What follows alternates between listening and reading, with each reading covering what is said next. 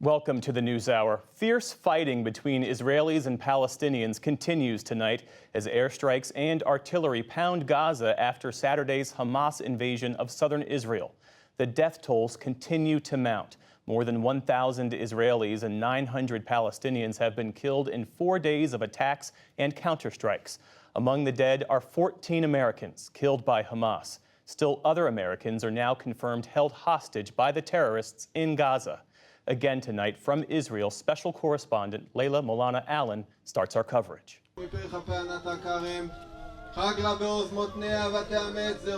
Wails of loved ones mingle with the scream of sirens and the constant echoing boom of incoming and outgoing rockets. Families along both sides of the Gaza border barely have time to bury and mourn their dead as they face the threat of yet more violence and death. Here in the Israeli town of Sderot, 29-year-old policewoman More Shkuri was one of 8 people from this community buried today, 5 of them police officers. When Hamas militants stormed the police station here on Saturday, she was shot by a sniper as she tried to seek shelter. I didn't have a chance to say goodbye to you. The last words I heard from you were screaming in terror. As families mourn, the Israel Defense Forces stepped up their campaign to eradicate the threat from Hamas. To help stop the terror attacks by land and air, the US promised Israel unconditional support and pledged more munitions and the movement of an aircraft carrier battle group closer to Israel, in addition to the $3 billion a year it already sends in military aid. Today, President Biden confirmed that American citizens are among those held hostage by Hamas and again emphasized U.S. support for Israel. For 75 years, Israel has stood as the ultimate guarantor of the security of Jewish people around the world, so that the atrocities of the past could never happen again. And let there be no doubt, the United States has Israel's back. We will make sure the Jewish and democratic state of Israel can defend itself today, tomorrow, as we always have. It's as simple as that. On the ground, Israelis are focusing on more immediate battles. At the border area's biggest hospital in Ashkelon, doctors haven't slept for days trying to save the wounded who lived long enough to make it here. Being the closest hospital to Gaza, we have been trained by the events. We have been treating more than 550 injured. That's an incredible number. I mean, we are used to mass casualty events. We are prepared for mass casualty events. A big mass casualty event is considered 30 injured. Dr. Ron Lobel is from a village less than a quarter of a mile from the Gaza border. After spending hours hiding from the Hamas fighters rampaging through his hometown on Saturday, he headed straight to work and has since been working 20-hour shifts along with his colleagues. Since Sunday, I think since Sunday morning, I'm here. So you've been treating some of your own friends and neighbors as well? Yes, absolutely, absolutely. Many of them. He believes his community will rebuild, but some things will never be the same. The main thing that we have lost, especially people who live in the surrounding area of Gaza, is our sense of security, maybe our illusion of security. Many here fear there is worse yet to come. The Israel Defense Forces say they have now recaptured the entire border with Gaza, but we can still hear some gunfight in the background here in the town of Sderot. There's been an evacuation order, which suggests to some people that a ground invasion is planned. But as some residents start to clear out of town, others are refusing to budge. No, they can't tell me to go away. Gina Halfon says she trusted her government to protect them, and it didn't. So why would she listen now? Ben-Gvir is Satan. Netanyahu is even worse, and we're paying the price here. Terrorists in Sderot slaughtered soldiers. Where is my prime minister? Where is my country? I'm not going anywhere. Just moments after we left Sderot, another gun battle broke out between security forces and Hamas militants. And even as residents of these embattled border towns make the choice whether to stay or go, facing even more violence to come, the rockets fall without end. In these Israeli towns, just a few miles from the border with Gaza, when the sirens sound, there's less than 15 seconds to take cover before the rockets begin to fall. There are reinforced shelters spread all around, but often there just isn't time to get to one. The rocket bombardments coming from Gaza are so frequent now that Israel's state-of-the-art defense and warning system can't handle them all. Today, many fell with no warning at all. Just across the border in Gaza, civilians have no shelters at all. And today, Israel's rage intensified. The Israeli military said it all but destroyed the district of Rimal, an administrative hub for the Hamas government. And in Khan Yunis, bombs reportedly targeted the house of a Hamas leader. Waves of airstrikes continued to pound the strip, neighborhood by neighborhood, and in the process, razed entire districts to the ground. That's the view from the balcony. Palestinian journalist Plestia Al-Akkad shared this video from her apartment in Gaza, the view completely shrouded in smoke.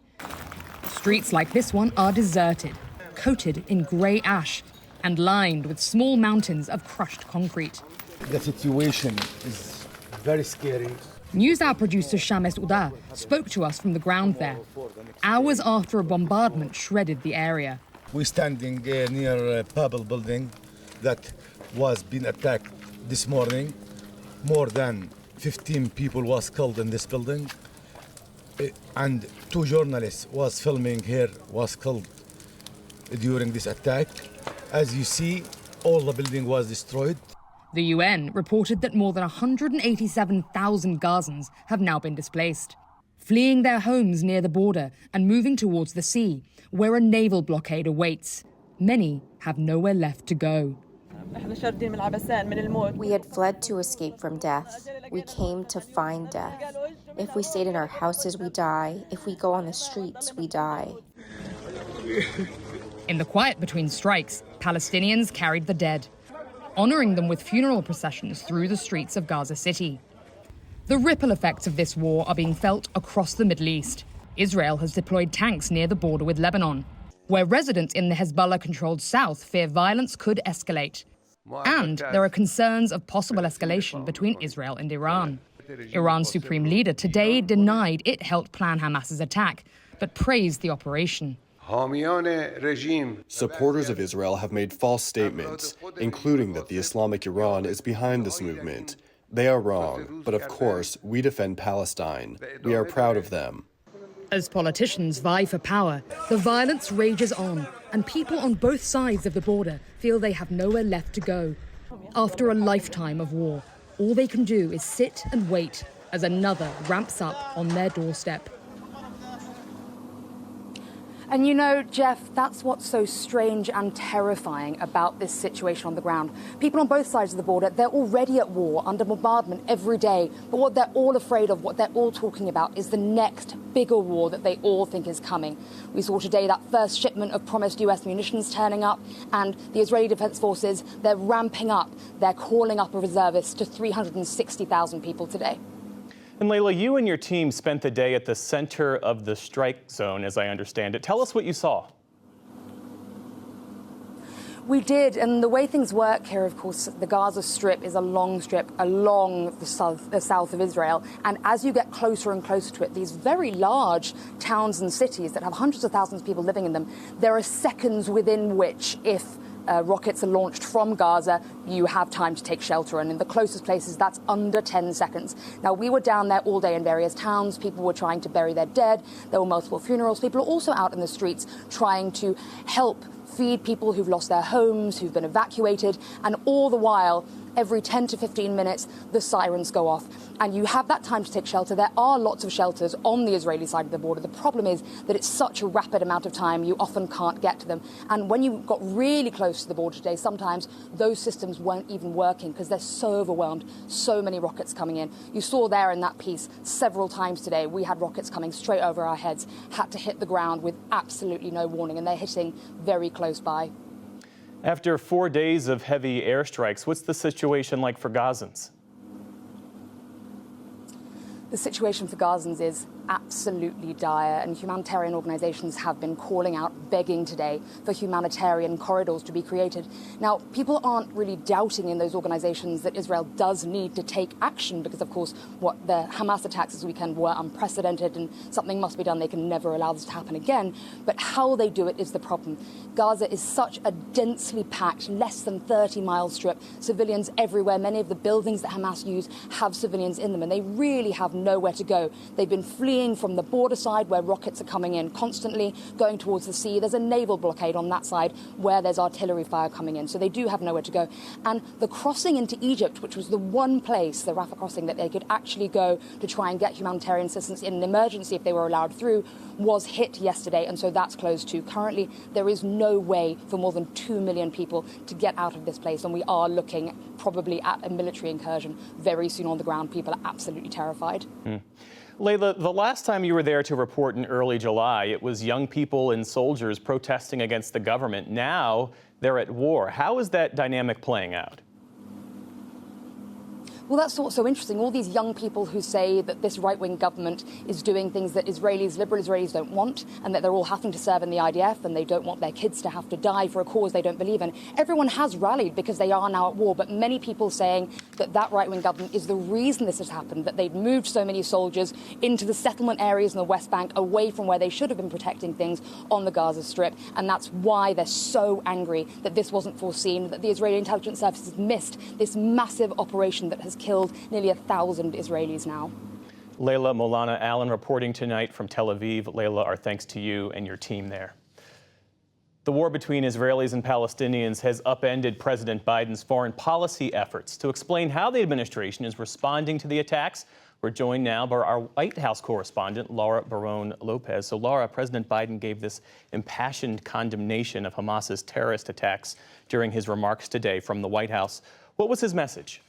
As you said, Jeff, he forcefully condemned Hamas's attack and stated unequivocally that the United States and his administration stand behind Israel, the Israeli people, the Jewish people. The president also made clear distinguishing between Hamas's horrific actions as well as the impact that this has had on Palestinian civilians. There's no justification for terrorism. There's no excuse. Hamas does not stand for the Palestinian people's right to dignity and self-determination. Its stated purpose is the annihilation of the State of Israel and the murder of Jewish people. They use Palestinian civilians as human shields.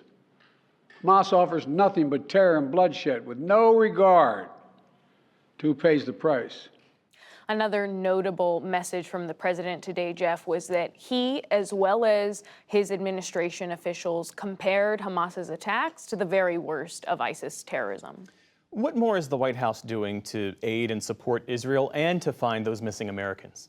They're working with Israel as well as other partners to try to find the missing Americans and recover the hostages. That includes intelligence sharing. And Jake Sullivan, the National Security Advisor, told us in the White House briefing today that there are at least 20 missing. Not all of those 20 missing Americans, though, are necessarily hostages, and that we do not know at this time the number of American hostages that Hamas has taken.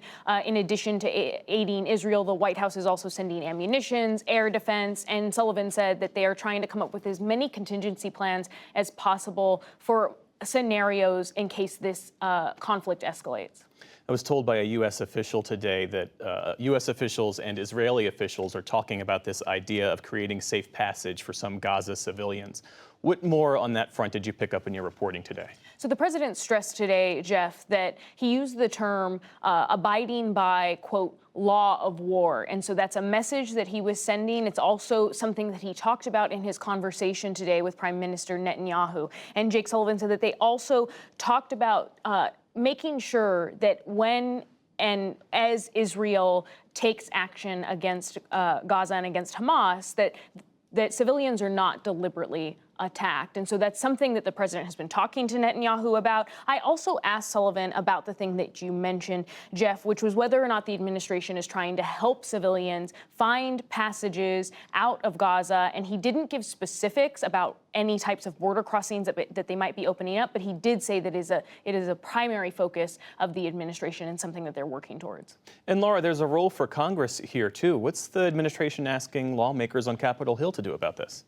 A big focus of the administration's, Jeff, is to see former Treasury Secretary Jack Lew confirmed to be the Israel ambassador, the ambassador to Israel for the U.S. And a White House official told me that they are in close touch with senators to try to make sure that that confirmation happens as quickly as the Senate returns. They also are going to be seeking additional funding for Israel. But the White House today did not say whether or not they were going to try to tether that additional Israel aid security funds to, again, funding that they want to see go to Ukraine. They are going to renew that Ukraine request, but they didn't say whether or not they were going to try to push it all as one package. Laura Barone Lopez, thanks so much for sharing that reporting with us. Thank you.